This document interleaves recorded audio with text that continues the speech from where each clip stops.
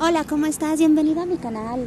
Estación de Arte Taller Alterno y este es el sendero seguro que conecta la estación Santa Anita que está atrás de nosotros con la estación Coyuya de la línea 8 del sistema de transporte colectivo Metro.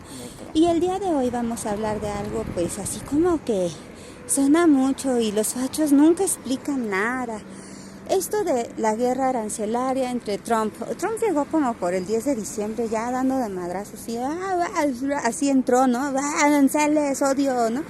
Pero pues obviamente es una estrategia política, pero ¿qué tanto de esto permea en los medios de comunicación como para que nos pongamos muy nerviosos, ¿no? Porque, o sea, empezamos con que los aranceles contra México, contra China, contra Rusia, Checoslovaquia, por ahí salió Petro, no, pues que yo también, y la Sheinbaum que tambor, o sea, empezó así como un jalonadero interesantísimo con respecto a qué criterios afectaría o a qué grado de la economía afectaría tener este tipo de incrementos, porque tengo entendido que incluso se manejaron que porcentajes, que el 24 y así, ¿no?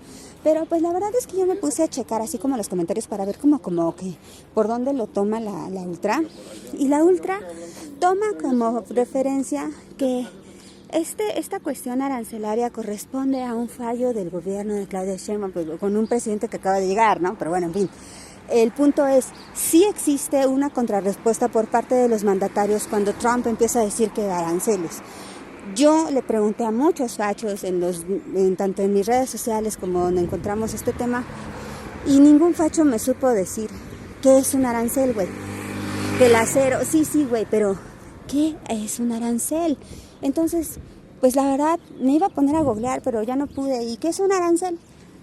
Un arancel es realmente un impuesto, o sea, no es muy complicado.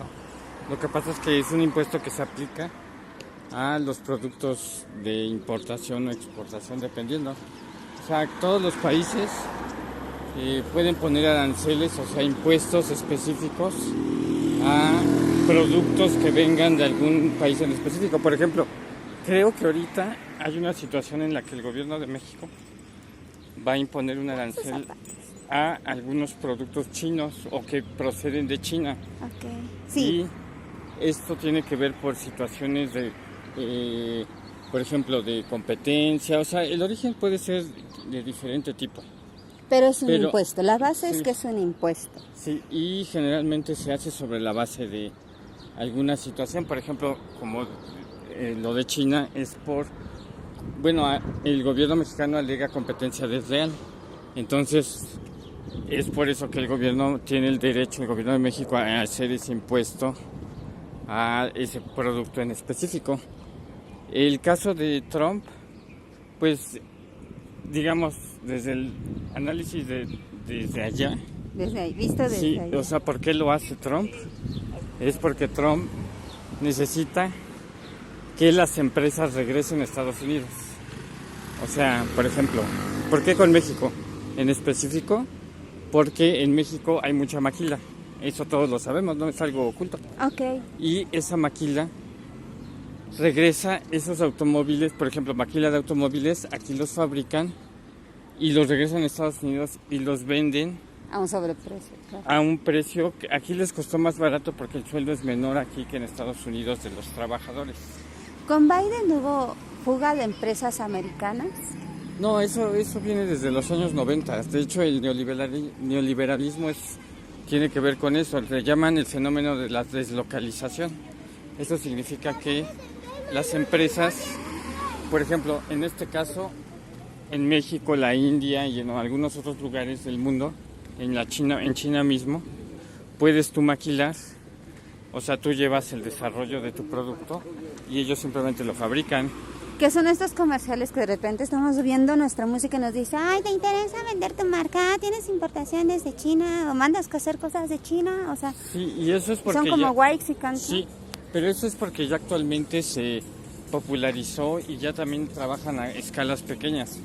Pero en los años 90 era a nivel de automóviles, de grandes empresas, que por ejemplo aquí en México se deslocalizaron y terminaron en la frontera. Entonces aquí el salario antes, en los anteriores gobiernos, era súper más bajo de lo que es ahora, pero ahora sigue siendo bajo. Entonces, tanto para México como para la India, como para otros países, que las empresas estaban deslocalizadas, lo que está haciendo Trump con esta táctica es que regresen, porque como las empresas, por ejemplo, las que venden automóviles, fabrican automóviles, los maquilan en México, para cuando los vuelvan a pasar a la frontera, como va a tener un arancel, Va a ser más caro. Va a ser más caro. El arancel al acero hace que, como el acero es parte de las maquilas del automóvil, haga más caro. Entonces las empresas van a decir, no, mejor me regreso a Estados Unidos.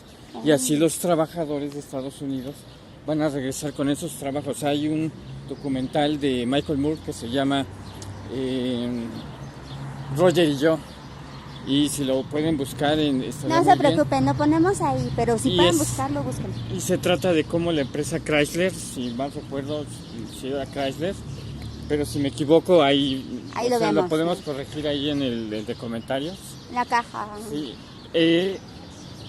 O sea, ahí mismo un trabajador dice, se van a mudar a Reynosa. Y no, digamos que no sabemos dónde es Reynosa, ¿verdad? O sea, México. Y todos esos trabajadores pierden el empleo. De hecho, hay una escena en donde es el último día y un trabajador dice, qué idiotas, están festejando que nos quedamos sin trabajo.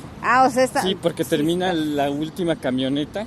Y todos aplauden. Sí, o sea, es un muy buen documental. Válgamela. Pero ese es el fenómeno que Trump está tratando de revertir. Vale, entonces... Pues podemos continuar en un siguiente video desde la perspectiva del gobierno mexicano. Bueno, entonces ya vimos el lado blanco, el lado Miley Cyrus y así. No sé si sí. Miley Cyrus es anti-Trump, hay que chequear. Bueno, pero su papá sí. Su papá sí, pero no, creo que vamos a checar, ya le perdí, porque acuérdate que habían unos que eran anti-Trump, y en el último evento donde estuvo incluso ahí pues varios rockeros, me parece que hubo una reivindicación ahí como de estas figuras públicas que apoyaban al republicano.